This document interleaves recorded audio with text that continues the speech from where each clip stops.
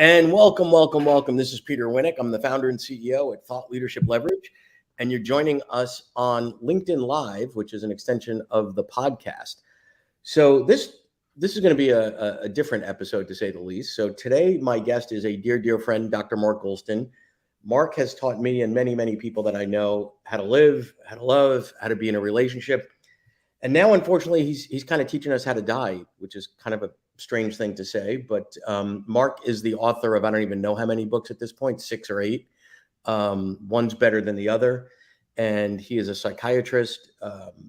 He's a friend. He's a mentor. And here he is. So, Mark, what's going on? Well, I'm dying to tell you what's going on. I'm dealing with mortality. Rumors of my demise, though, have been slightly exaggerated by me. So I'm not dying imminently, but I will be dying sooner than I planned. I have a condition that leads to acute myeloid leukemia, and which is fairly significant. And the main treatment, the definitive treatment, is a bone marrow transplant. Fortunately, my children are all donors, and I don't have a reaction to that. So if we go down that route, that's what we'll do. But why I wanted to meet with you is because I'm the calmest I've ever been in my life. I'm the most serene. And part of what I'm doing also, Peter, is, I know you have that kind of interesting sense of humor. One of the things I'm learning is I've always had trouble letting anyone care about me because I'm a caretaker, therapist, doctor, father. And lately I've been letting people care about me. And when I feel they care about me, like you do, I get emotional. And the emotion is embarrassment, because I don't want to burden anyone, appreciation, and maybe something I've always wanted underneath. I wrote a blog that's going to come up on Chip Conley's Modern Elder Academy called Love and Caring Mea Culpa, meaning it may be that all the love and caring I've given the world is something that I wanted. Well, stay there for a minute, though, because one of the things that I think about from a thought leadership perspective is, why do people pick the topics that they do? And it's usually, obviously it's something that interests them, but it's a problem that they're personally trying to wrestle with, solve, whatever the case may be, right? So I think you might be onto something there. I can speak to, from firsthand experience, as well as dozens of people I know personally, the number of people you've touched and the number of people that care about you. So I'll give you a couple of Mark stories. So the first time I met Mark was, I think, 2005, right? So almost 20 years ago. Sunset Tower Hotel in LA, which is cool and funky and whatever. And Mark and I are neither. So there were the two guys that were not in the business sitting there with a script. And Mark proceeds to, within 10 minutes, connect with me in a way that, like, very, very, very few people in my life have, and takes out one of his books or his workbooks and has me circling words that describe feelings. I don't do feelings. It's not my favorite F word. It's not even my top 5 favorite F words. And just broke through to me in a really powerful way. And I've seen him do that dozens of times. And what I always found fascinating about Mark is, if you read a transcript of what he says to people and you didn't understand the way that he delivers it, you would think the next response from the other person would be a right hook, but it's usually a hug. It's always a hug. I don't know if it's ever been a right hook. So anyway, something I wanted to share with you. So you're now, you've written so many books, you've done so many cool things with so many senior level folks all around the world, and you are calmer than I've ever seen you before. So, to me, the question is, okay, well, I'd like to be that calm, but I don't want to get the news that you got, right? So what's the hack? Everybody wants to know how can I get some level of calmness before hearing something catastrophic, or potentially catastrophic, I should say? Well, I had sort of an insight this morning, and it's half baked because I'd never thought about it. So one of the things that mortality is teaching me every day are things that I never thought about in a certain way. Something that's always made me feel like an outsider is I've been curious my entire life.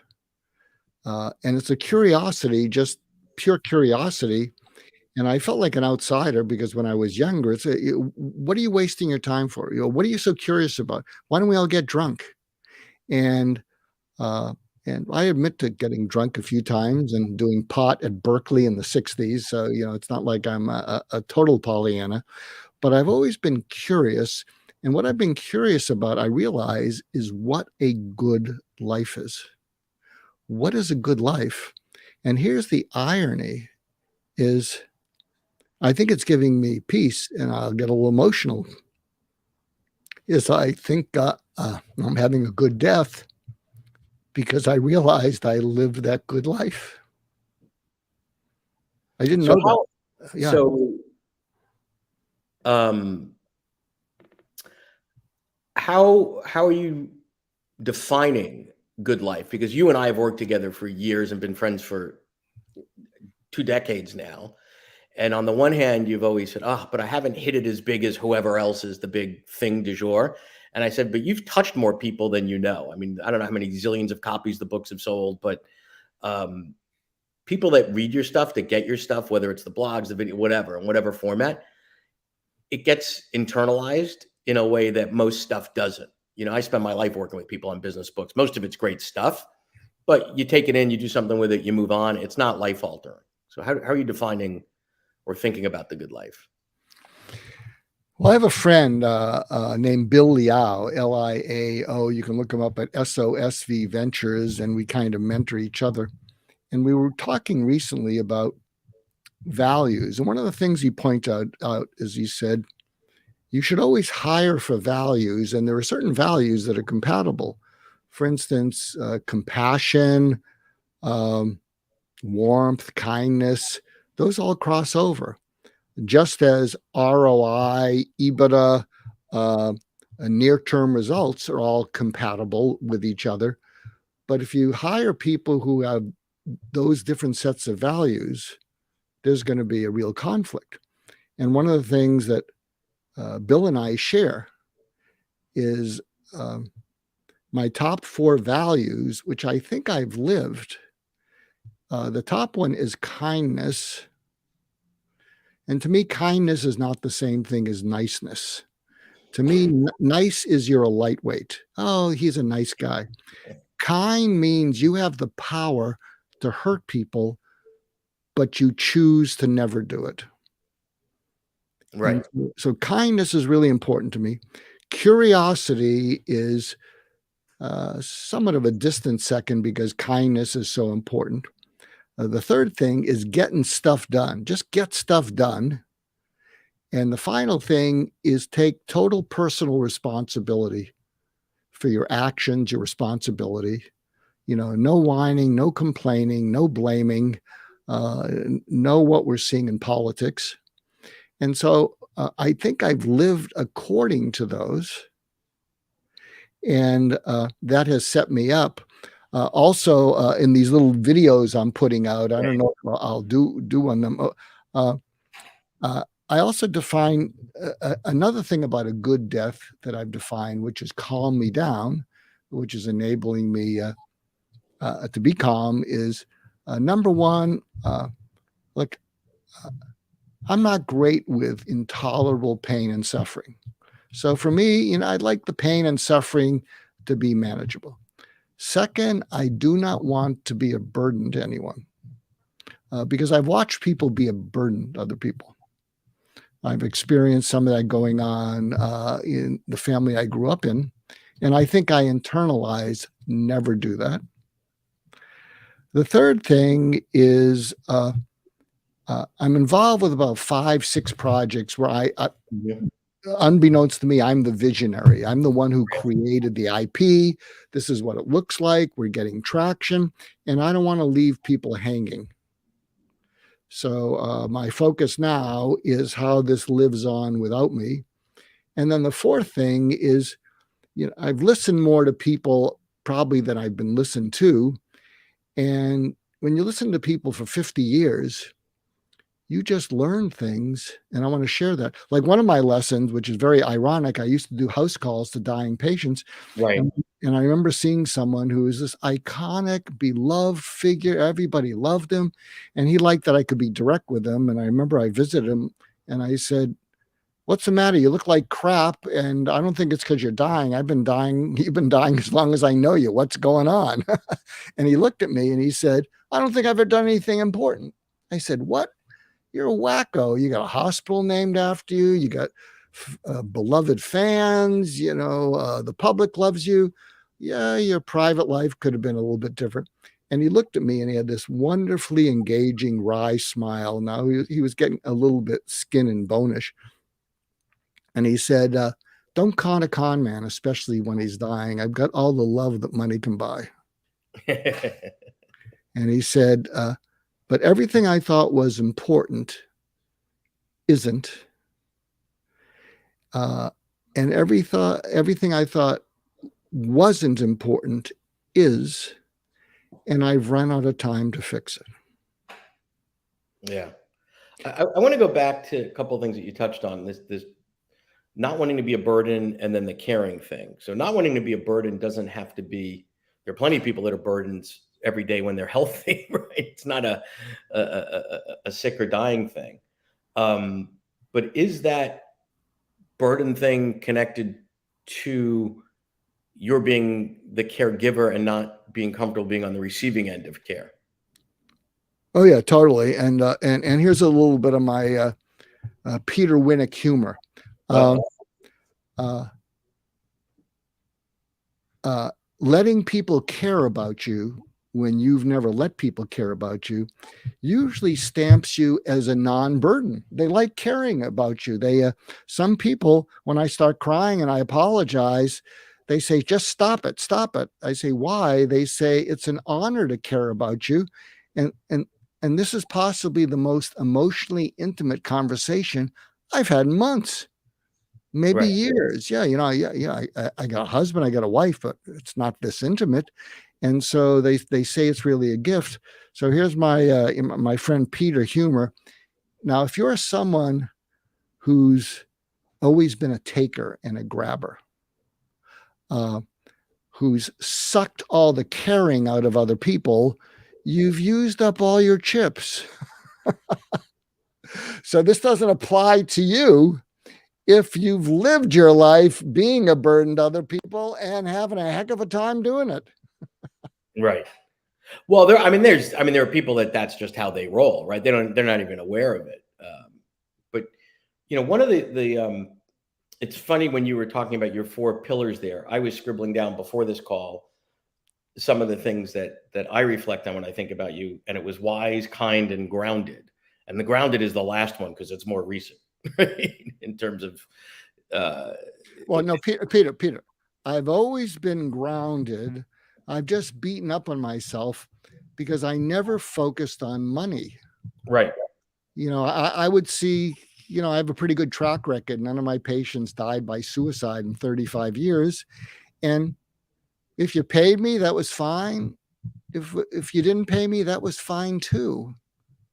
I mean, I saw some Just people. stay there for a minute because there are those out there that are all about the money. There are those that are all about the ego, and there are those all about sort of the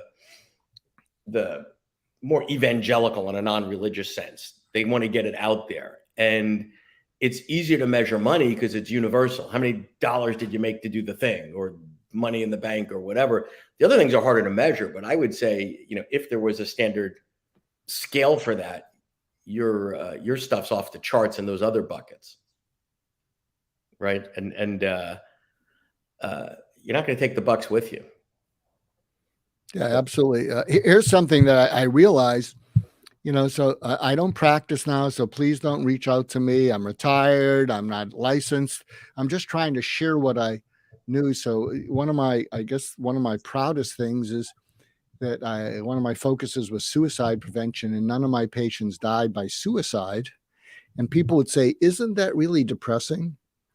And I'd say no. And I want to give you my simple formula, which to me, would help end suicide, but it's not evidence-based. Whenever I'd be with someone, I had two focuses. The first thing is they're hurting so much that death is compassionate.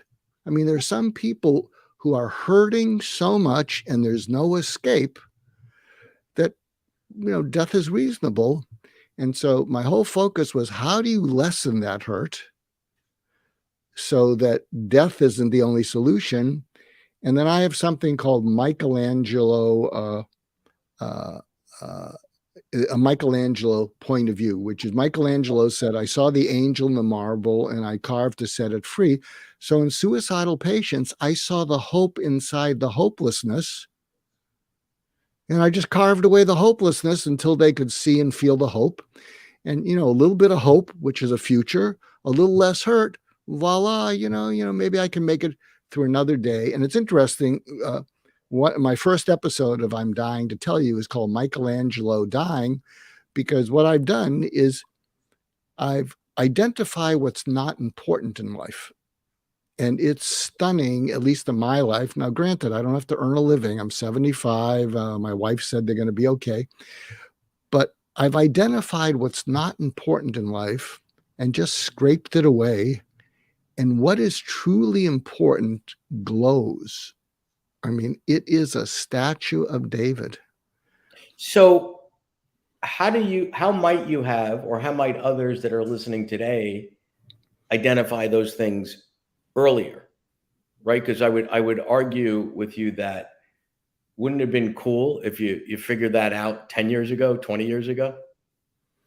Well, one of my favorite books, which is a lesser known book by Susie Welch, she was the editor-in-chief of Harvard Business Review. Then she got into a relationship with Jack Welch and yada, yada, yada. But one of her books was 10-10-10. Yep. And she said, before I make decisions, and you can change the criteria.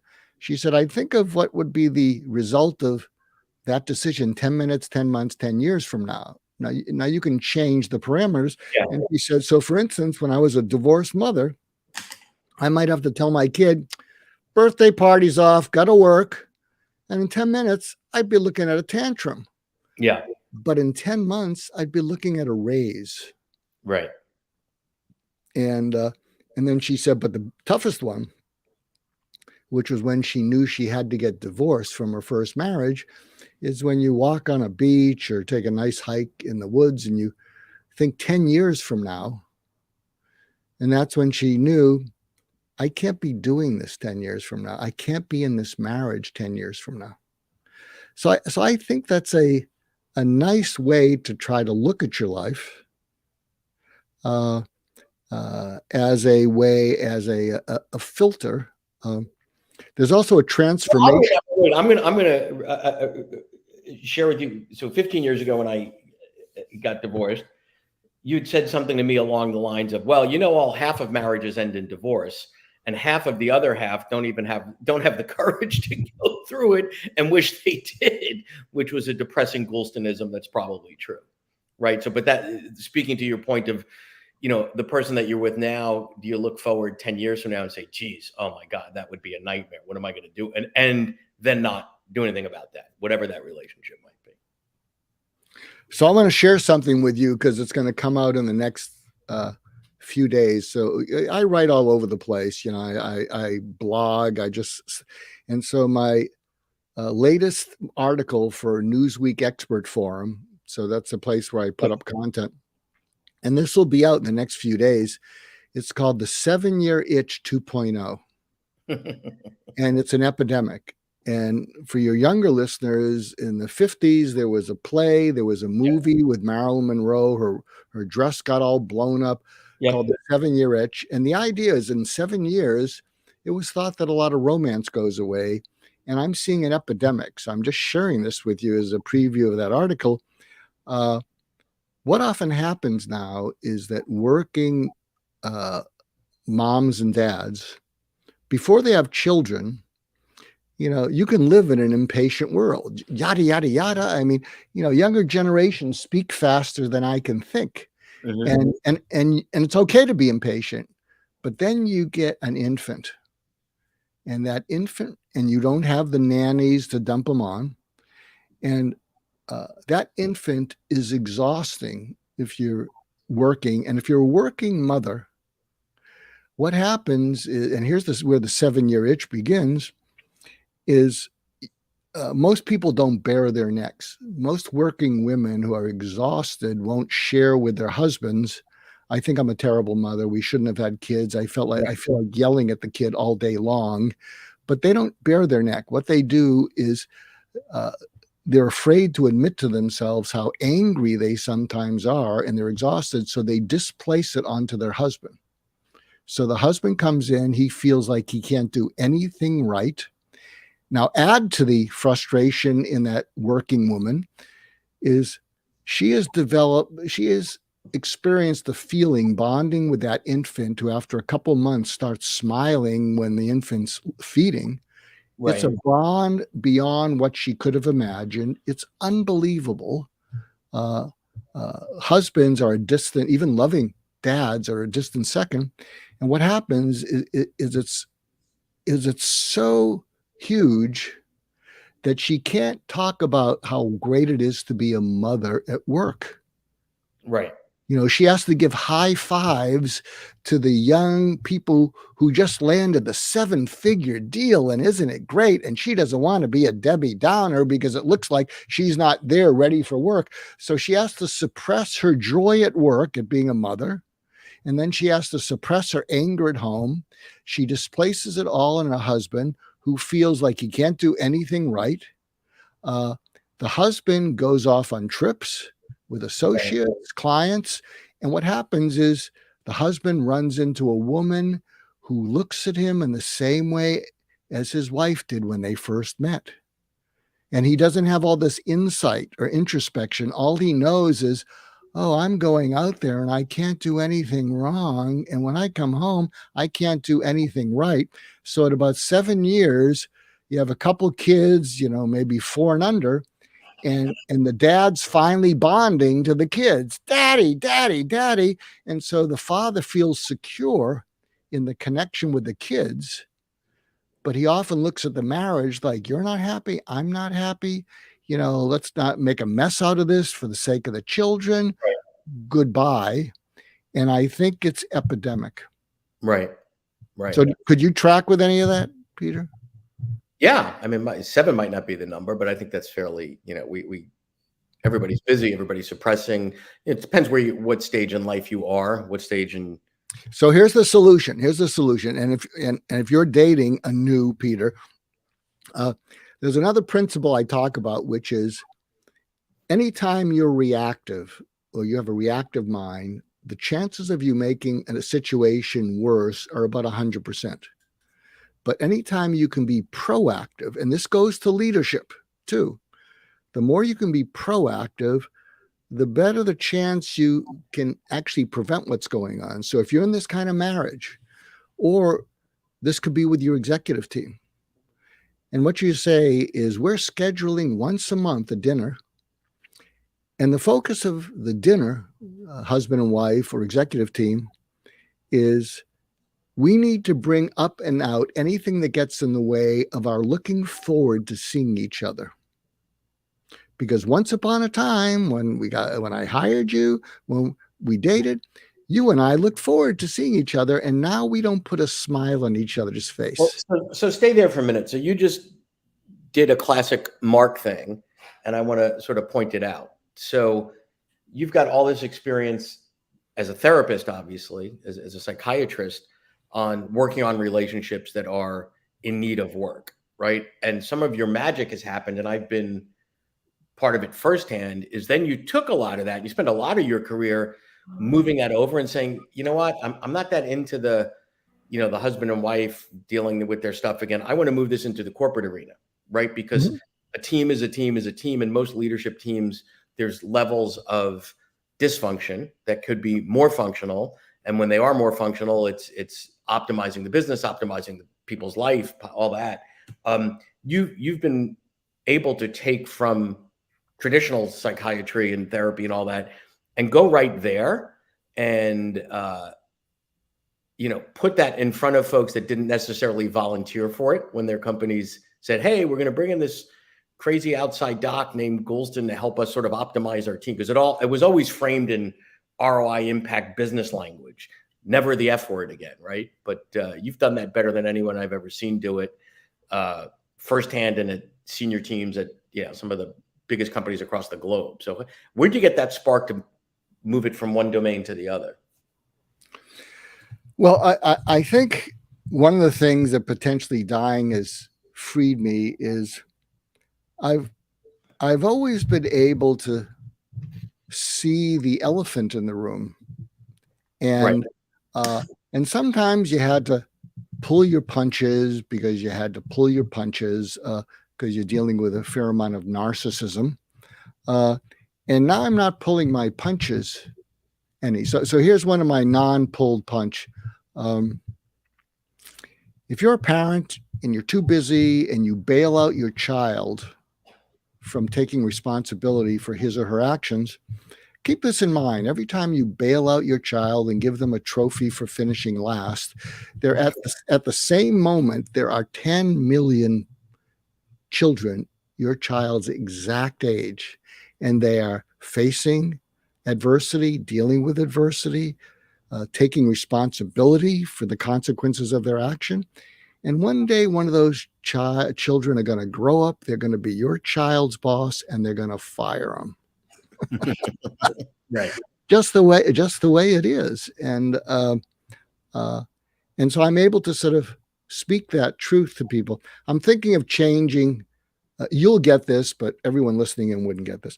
I'm thinking of changing my LinkedIn profile. I was going to be dying to help you, but too morbid. But and I was going to call it because people would say to me, "You're an emphatic catalyst." Right. Not a coach. So what'll happen is if I can tune into where you're coming from, and part of my leverage is people will say, how did you know that about me? Well, look, don't get paranoid. It's something I've developed. Is it true? It's all true. How did you know that about me? Well, I've developed this over 50 years. But that gives me the leverage to be emphatic. There's someone I'm coaching in a company that's going to blow up into the billions. And I said, and he said, I'm terrible with conflict. And I said, well, if I'm an investor, you're the visionary, you're the IP person, you can get a hitman. Right. As long as you got that base covered, you're good to go. I said, but here's the caveat. If you bring in that hitman and you don't delegate, you abdicate, that hitman has you over a barrel. Right. And you better be really careful when you bring in that COO or whoever it is, because there are people who are sort of unscrupulous. And when you abdicate something like that, you're vulnerable to their taking advantage of you and squeezing you. And he said, no. I avoid conflict everywhere. It's hurting my marriage. And I said, and by the way, a lot of founders with a lot of IP who aren't good at conflict, they either get angry and make it worse. We know of a number of people like that who, people, or they avoid it. I said, by the way, if you learn to master it, the respect that people will have for you will surpass the admiration they have for your genius. Right. So that's a great opportunity. Yeah, people can admire, oh my God, you invented blah, blah, blah, blah, and that's wonderful. But boy, if you can be someone that people respect, because you deal with what you're supposed to deal with. You hire slowly and fire quickly.